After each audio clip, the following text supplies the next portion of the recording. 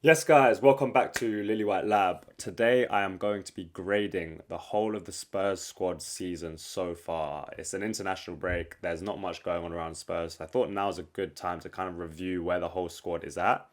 Now, these gradings are going to be kind of based on expectation to what they've actually delivered. So, where I think they're capable of, or what kind of I expected before the season. So, there are certain players that are going to be judged more harshly than others, star players, senior players, and then young players that you take that into account and kind of see how they're developing. So, I'll kind of explain why I'm grading each player as I am throughout the video. And hopefully, you guys will But let me know if you guys have any thoughts below, if you disagree or agree with the ratings. And also, I'll leave the tier list in the description so you guys can have a go at doing this yourselves and let me know on Twitter, on Instagram, what kind of tier list you did and we can kind of compare. Before I start, please do make sure you're subscribed. I want to get to 10k by the end of the year. We've just hit 6k, so thank you so much for all the support, but please do subscribe so we can get closer to that target. So here we've got the whole squad. There are some players who are out on loan. So when I get to one of those, I will just put them in the loan because I'm going to do a separate video coming soon on the loan players and how they've got on. So I don't want to talk about them today. And then there's a few players who have obviously been injured or haven't played that much. And they'll also be in the bottom category of loan or not played.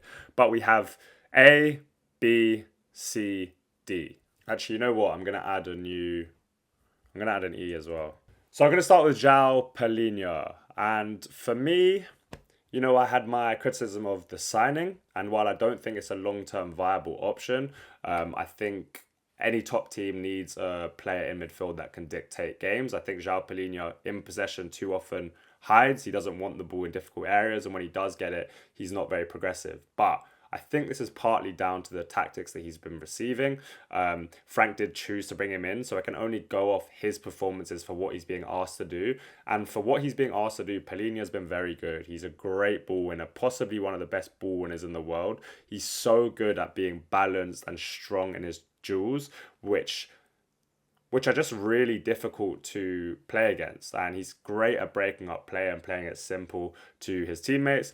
I think that profile is suited better to a team that wants to be out of possession more than they want to be in possession, which is why I wouldn't rate him as a player that we can build around. But for what he's being asked to do so far this season, I don't think you can put him any lower than a B. He has his deficiencies, but he's been good.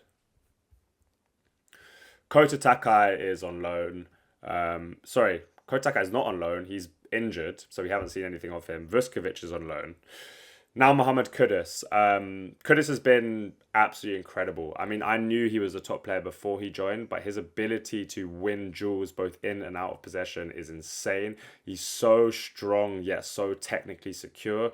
We've been so reliant on him in terms of our build-up. So much of our players gone down that right flank because of Kudus' ability to take the ball in any circumstances, whether it's on his chest, whether it's to feet, whether it's in behind, whether it's short. He can kind of do it all because of that complete profile. Now, I think Kudus's goal and assist numbers, while they've been good, they could go up even more. I think he's being asked to do so much, constantly in physical contact with players, constantly shaking off two or three players to try and get through into space. That it's also difficult for him to get his head up at times and create the final action because there's so much chaos surrounding him when he does receive the ball that he doesn't get that time and that space to deliver the final action every time. But what it does do is pull a lot of players towards him and create spaces up elsewhere. His dribbling ability is insane, and also I've just enjoyed watching him. And that's a player that I've missed at Spurs, someone that has that flair, that ability to get you off your seat, and that is Kudus. And I'm going to obviously put him in the A category. Feliz is out on loan. Alfie Devine is out on loan. Now Kinski, I was disappointed with him. What game was it? Newcastle, I think two really bad errors. I can't remember if he's played other than that, but that game, to be honest, I thought we were pretty good in that game, and those errors I think really let us down because I think we should have got a result there. Kinsley's clearly not there in terms of his shot stopping. Obviously, his on-ball abilities are amazing, especially in comparison to Vicario. But I do think there's a lot of developing to do for him, and I would like to see him get a loan because I don't really know how you develop those shot stopping abilities while you're sitting on the bench. You need experience, especially as a keeper who's not really going to get those rotational minutes that often, especially now we're out of the Carabao Cup. I'm probably going to put Kinski at a D because he hasn't had that much time to show. I thought his shot stopping stuff was a bit overstated when people said his shot stopping is terrible, but that game, it was bad.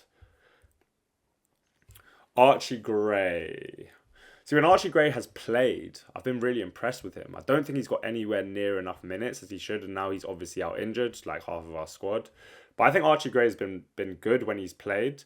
Can't remember him having a bad game. He started the game against Burnley at home. I thought he was really, really excellent. He played that kind of more deeper role, the sixth role. And I was kind of really hopeful with that team because we had, who do we have? We had Saar, Bergvall and Gray in midfield. And I really liked the kind of balance of that team. Ever since then, he's got more kind of number 8 minutes, which I think he's shone in as well. I think he's been good at getting up the pitch. His athletic abilities is really good, and he's so rounded and so good at kind of everything that you're not really going to get below a 7 out of 10 with him very often. I still think his potential is huge, and that injury is obviously unfortunate. I'm going to put him in like lower B. I think for what he is, he's such a young player. You can't really expect much more from him. Every time he's been called upon, he's been great. Not great, good. But there's so much more to come from him. I love how kind of rounded he is and the ability to do whatever the manager asks of him. He's so calm and assured in all his actions. Very, very refined footballer and a great, great person and player to have in the squad. Ashley Phillips out on loan. Ben Davies hasn't played. Brandon Austin hasn't played. Brennan Johnson. Now, I think Brennan Johnson has been very, very poor this season, and I think his deficiencies have been showing up even more. I think under Ange we simplified his game a lot, and even though he did have really poor games, I think he was kind of told just to stay out of the way a little bit until the attacking third. And even though his 1v1 ability was really poor, he was able at least to get on the end of things from the other flank. Now, I don't think we provided anywhere near enough attacking chances anyway. And if you're not making attacking chances, then there's no point in Brennan Johnson being in the team. He doesn't help in approach play. Obviously, we know his ability. If you look at Kudus' ability to receive the ball in any circumstances, Johnson struggles to receive the ball in any circumstances. He's always needing 2-3 touches to get the ball under his spell. But the main issue of me and Johnson this season has been his work rate. I think he's been really lazy both in and out of possession. I think defensively he half presses, so he makes it look like he presses and then he'll overcommit rather than sticking at his task, being locked in while he defends. And then attacking wise, he hasn't even looked like he's had the desire sometimes to get up the pitch and help his teammates out. He looks scared to receive the ball. I'm going to have to put Brennan Johnson in E, and I think it's probably time to move on from a player like this. He's such a specific skill set, but if you're not playing to his strengths, which we don't currently, there's no point in having him around because I think he's detrimental to the whole team. Christian Romero. What can I say about Romero? I mean, he's the best player in the squad in my eyes. I think he's been very, very good again this season. Like I think he pretty much always is. Captain, obviously, commanding that back line. His ability to break lines we rely on it so much. When he's not there, we barely progress the ball from that back line. I think I want to see more of his line breakers, but I think obviously Frank doesn't prioritize central progression. But Romero is top in all aspects of the game. Defensively, on the ball, you couldn't really ask for a better centre-back. I think he's had a couple off games. United was one, but I think he sets his standards so high that it's really hard to watch him anything below that because you expect so much from him. He is just so good, man. On the ball, his abilities just amaze me every time I watch him. I'm going to put him in A, but below Kudus. Dane Scarlett's a difficult one. He's hardly had any minutes. I'm just going to put him in C. I know a lot of people are asking for him to get more minutes at the moment. For me, I would probably prioritize Tell's development over Scarlett's. Now, this is nothing to do with kind of them personally, obviously. I think Tell is at a younger age and probably has higher potential. That Tell's probably 2 years younger than Scarlett and shows better signs than Scarlett does, I think. I still struggle to see what Scarlett's kind of outstanding attribute is. I think he's a good finisher, but we don't see enough of him getting into those positions because I think he's Yeah, I just don't see what stands out in his skill set. Where you can look at a young player and you can be like, okay, I know what they do well. And with Scarlett, I still can't really see that. And to be honest, I've never really seen what his skill set is. I think so many players score a lot of goals at youth level, and if they don't have that outstanding attribute, they struggle to translate it. Now, I don't think this is me saying that Scarlett won't make it at Spurs.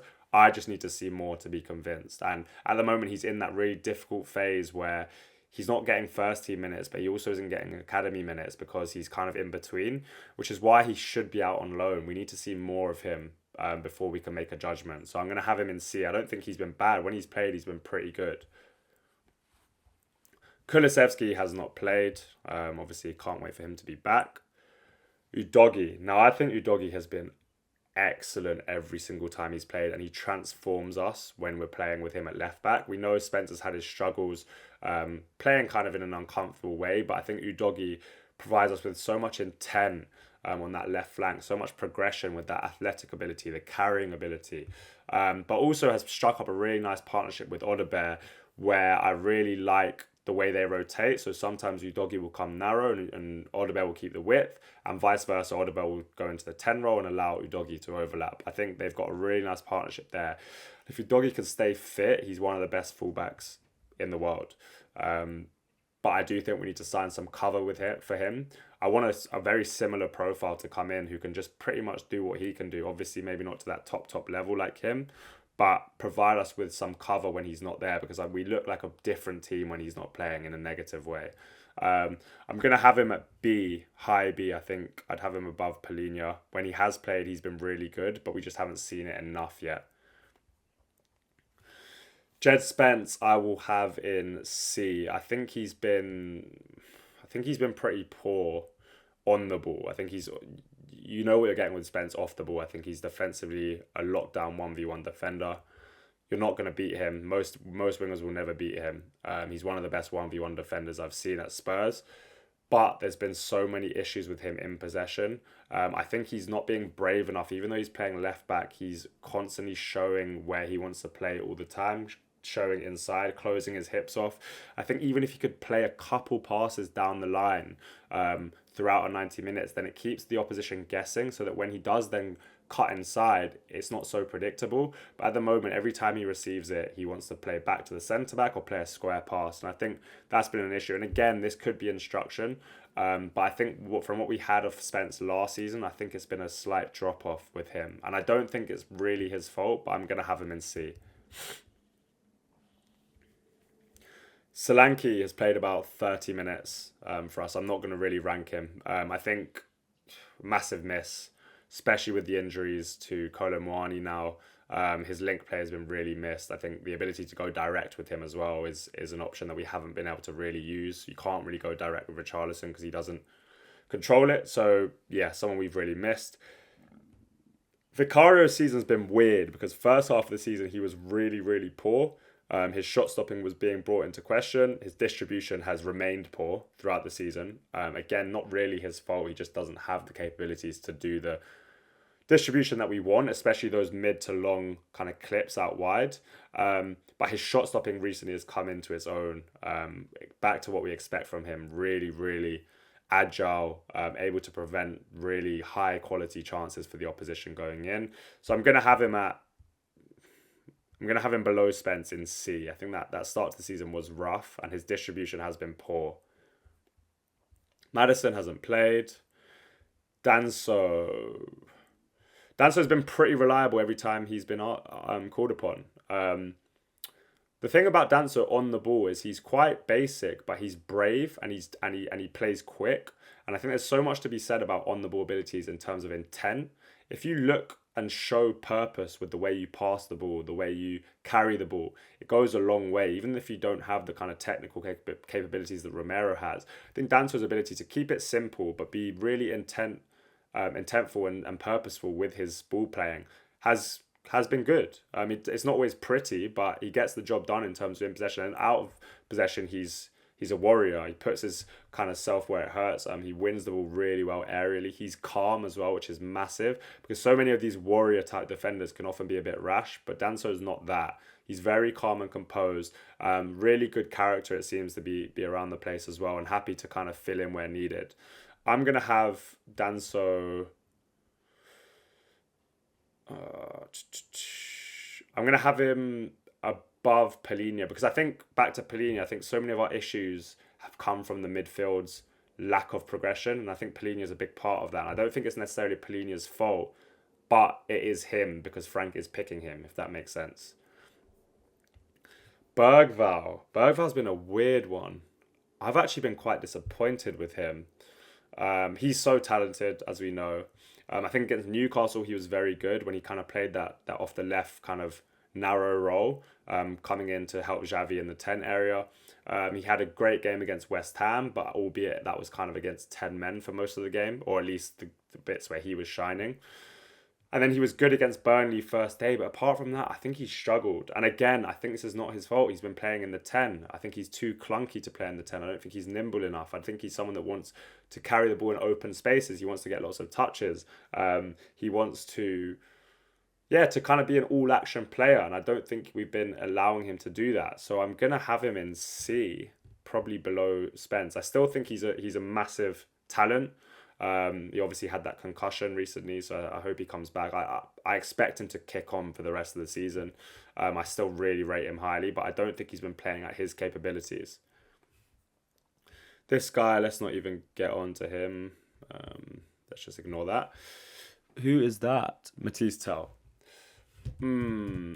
I thought Matisse Tell was really going to explode under Frank, but I didn't know the way we were going to set up. So I kind of had the idea that our wingers were going to be kind of out to in runners. The sort of Klopp-esque team when he came into Liverpool first time with Salah, Mane running from out to in, getting in behind and getting lots of shots off. And I thought that would really suit Tell because his ability to shoot from that kind of narrow half space, set up his shots really well, is effective. And we've seen that. We saw that against United with that brilliant turn and then obviously deflected finish. We also saw it against Leeds. He took the ball into his stride really well and got a shot off. I think if you get this guy more abilities to shoot, you're going to see a massive return. But again, we're not creating those opportunities enough. So at times it's looked ugly with Tell. He hasn't got that many minutes either. I'm going to have him in C because I really did think he was going to kick on. I still really think he's got high potential. It's just one of those players that at the moment he needs very specific circumstances to perform. If you look at someone like Kudus, you could put him in any team, in any role, and he's going to perform. But someone like Tell, it needs to be the right environment and the right kind of circumstances for him to show his best attributes. So I'm going to have him in C, but I really do hope he's going to kick on. I'm going to have him probably below Vicario here. Mickey van der Ven. I have him in A. I think I might even have him top of A, to be honest. I think he's come on leaps and bounds this season. My criticisms with him were his lack of box presence, mainly defensively, but we've also seen him add that offensively. And he's really turned into a bit of a warrior and a leader. And at times I thought he defended in too pretty of a way, where he didn't really want to get dirty and compete. He's a massive unit, and he hasn't used his size enough at times. But this season, he looks like he's well up for it. He's putting his body on the line. He's winning aerial duels finally, which I don't think he was doing before. And then his kind of ball playing, I think there's still a way to go for him because I think he's got the capabilities of doing it, but he needs to carry it more. Obviously, we saw that goal. I want to see that more often. I think he can do that many games, not score from it, but add those carries to our progression. But also his passing ability. I want him to be more purposeful and trusting of his passing ability. While he is quite stiff in the way he plays, he's got great ability to strike the ball and play really clean and crisp passes up the line. And if you can do that with a bit more intent and a bit more tempo, I think that's going to really add to his game. But there's so much to like about Van der Ven, obviously. I've just said the things that have kind of improved and that can still improve. But for me, he's probably been our best player this season. Pape Sarr. Pape Sarr for the first month and a half, I think, was our best player, or up there with our best players. His ability to eat second balls is a Frank dream. Frank loves second ball winning. Um, I've been a bit confused by his kind of out out moment in the team. The bonus you get at the start as well, I think he pops up with goals. He's good at box crashing. His timing's really good. While he's not the cleanest kind of finisher, which you don't expect him to be, he's got great timing and like a intelligence to arrive at really good moments. Um, I think Saul will get back into this team much more often now. I think he struggled against United, but I think he was good against Copenhagen. I did like the kind of high role he was playing in those big games where you can back him to win the ball really high up and create turnovers that really benefit the attacking side of the team. I'm going to have him in B, and I'm probably going to have him. I think I'm going to have him below Doggy. And I know Doggy hasn't played as much, but when he has, he's been so good. So I'm going to have him there. Who is that? Pedro Porro. This is a difficult one because I think he's been very good. I think the United game has clouded my judgment a bit. I think he was really poor, and I think we set up to use his crossing ability throughout the game, and his crossing was just not there. But he's been so pivotal in the way we play. Him and Kudus had a really nice relationship before it got all a bit too predictable. But he's so pivotal to the way we can break through presses and the way we can progress the ball because we lack passes in midfield. So we need them from the likes of Romero and Porro. His ability to pass through the lines is just so good. I think at times he's too over eager with it. He's too vertical. He's too direct. I'd like him to be a bit more controlled at times. And that doesn't even mean not playing progressive passes. That just means sometimes play them to feet. Don't always look for the kind of Hollywood pass in behind because it turns over possession a bit too much. But overall, I think he's been absolutely fine this season. I think he's developing. He's a massive presence in the squad, and also I think it's so underrated that he just doesn't get injured. And there's so many players in our team that just get injured constantly. He's not one of them. You can rely on him, and I think that's part of the reason why his performances have dropped a little bit. He's been ran into the ground. So I'm gonna have him. High B or low A. I'm gonna have him low A there. Dragerson hasn't played. Kolo Muani. Now Kolo Muani, from the glimpses I saw of him, looked really tidy. Again, wasn't getting the ball enough. I think Copenhagen was a great example of what he can bring. His link play is so good. His touch is so clean. And while he's not an efficient finisher, he gets lots of chances. So goals will come with him. I'm so sure of it. Now, he's obviously broken his jaw, so we don't know how kind of quick that's going to come. But I think the talent's there, and I really back him to become our best striker if he can stay on the pitch. And bear in mind, he's never been injured before Spurs, and now he's already got 2 freak injuries. But yeah, I really rate Kolo Muani's abilities. I think he's great in transitions because of his speed, and he glides across the turf, but also his touch. He can take the ball in really difficult circumstances, and it's clean, it's refined. He can link play so well. Yeah, I think he's one of the top strikers in Europe. If you see him week in, week out, but we just haven't seen it. So I'm gonna have him. I can't put him.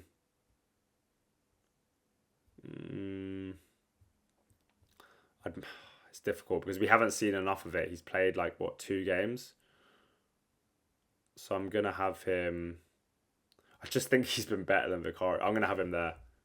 I don't know. That's a difficult one. So just don't take too much notice of that one. Richarlison, wow, it's been rough recently.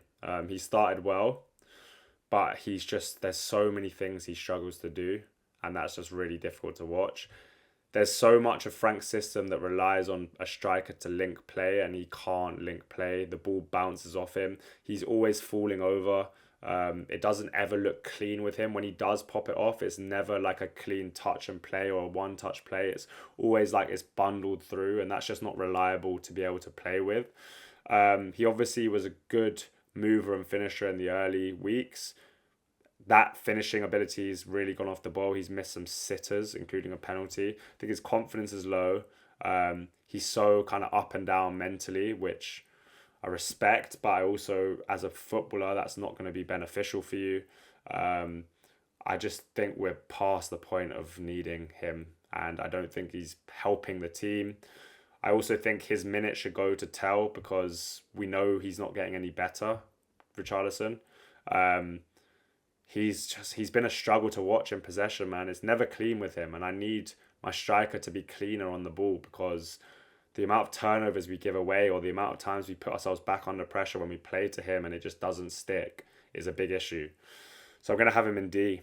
Yeah. Bentancur. Didn't mean to do that. Bentancur has been better in recent weeks. I still think he's a little bit negative on the ball, but when he does come off the pitch, you start to notice that he holds it a bit together there. And I do think that's an underrated thing. He's very secure in possession, but not progressive enough. So you can give them the ball in tight situations, and he's unlikely to lose it, but he's not gonna change the picture or really help us get up the pitch. So it's a difficult one with him. I also think, again, the system isn't helping him. I think I've been at the stadium a few times and I'm watching him when he receives it. And any other midfielder, they get the ball, maybe from the right flank, they're looking to play forward. They're looking. Bentancur's not looking. He's looking either straight back at the fullback, or he's looking to pop it back to the centre-back. And for me, that screams of instructions. Because if he wasn't looking for that, then Frank's not going to have that. If he's telling him to look for the forward pass and he's not doing it, that's not going to be acceptable. So the fact that he's stayed in the team while playing so negatively at times, I think tells you that it's an instruction. So again, you can't really blame him for that, but he has been very negative in games, and I can't look past that. So I'm going to have him in C, below Spence. I think he's been okay, especially in recent weeks. Against Copenhagen, he was excellent. And I still do rate his abilities, but I just don't see it enough. I think he's talented, but we don't see it enough, is my thing. I think he's technically rounded. He's physically rounded. I think his IQ can lack at times. But yeah, I think it's been okay. Xavi Simons. This is such a difficult one. Because again, I can't hold him in different standards to Pellegrini and Bentancur, but I do think he's a victim of the system. I think he's had moments where he's looked good, but again, they haven't been enough. It's difficult when your 10's not getting the ball, and especially a 10 that needs close proximity players to work with and combine with. He's not getting that. When we saw against Copenhagen, when Odegaard came narrow, Kolo Muani was linking play, he looked a different player. He was running that game. But we haven't seen it enough. And again, system is a big thing, but also he struggled to do some of the basics as well. I think he's getting up to speed with the intensity of the league. I'm not worried about him. I think anyone who knows football can see there's a top player in there. But we need to work with his strengths a bit more. I also think it's been overstated how poor he's been because of the lack of goals or assists. But again, obviously he hasn't been brilliant. I'd probably have him... because of how much I expected, I'd probably have him here, below Bentancur, above Bergvall. Now I might be being a bit too generous with some of these. I'm gonna move some people down maybe. Actually no, I'm gonna keep it like this. I don't want to be too harsh on anyone. Odegaard. I think Odegaard's been great, man. Every time he's played, I think he's been nothing lower than a 7 out of 10. Maybe he's had one bad game. I can't remember which one it was, but I remember it. But I think he transforms us. I really do. I think he's so refined and clean in everything he does. He's so flexible because you can have him on the touchline, but he can also come narrow. He's great at working with other people. He's only 20, so there's so much growth to be done there. If he adds a little bit more purpose and roughness to his game, and it's rare that I say that, but he needs to be a bit more of a grind things out and be a bit more nasty. There's so much to like there. I think United is his best ever performance, even though he only got half. I think he was excellent. He changed the game. His two-way ability, he can go down the line, he can cut inside. That's my main thing of him, is he's a rounded winger. There's not many weaknesses in his game apart from that kind of personality side of things. I think he's going to continue to progress. I think he's one of the first names on the team sheet right now. I have massive hopes for him, and I have since he's joined. I'm going to put him in. I'm going to put him in high B. I think that's fair. And then Yang is out on loan, and Basuma hasn't played. So that is my list. Let me know if you agree or disagree in the comments. Let me know who you'd move and where. Please do subscribe to the channel if you enjoyed that. I certainly enjoyed that. It gave me a nice overview of the whole squad. And share this around and let me know if your friends, your family agree, disagree. But yeah, thanks for watching and come on, you Spurs.